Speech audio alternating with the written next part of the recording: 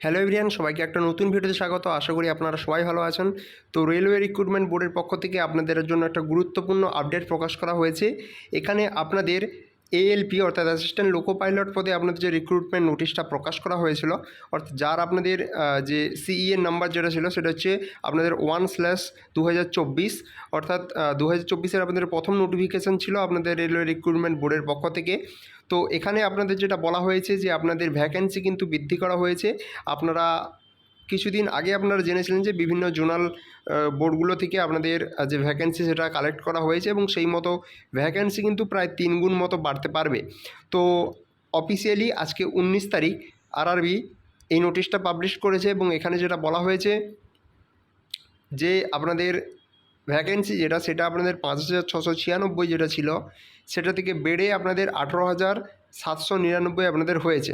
ঠিক আছে, তো এখানে প্রায় আপনাদের 3 গুণ ভ্যাকেন্সি কিন্তু আপনাদের বৃদ্ধি করা হয়েছে।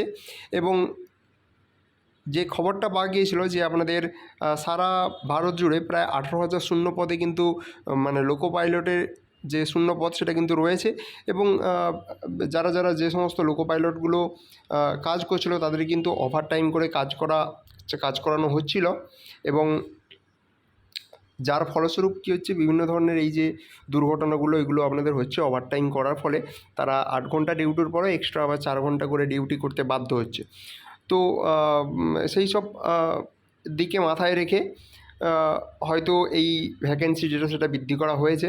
কিন্তু রেলের কিন্তু খুব নিয়োগ কিন্তু করা দরকার, সেটা এনটিপিসি হোক, গ্রুপ ডি হোক এবং আপনাদের এই এএলপির ক্ষেত্রে হোক। এগুলো কিন্তু যত দ্রুত আপনাদের নিয়োগ করা যাবে তত আশা করি এই যে দুর্ঘটনাগুলো সেগুলো কিন্তু আপনাদের রোধ করা সম্ভব হবে।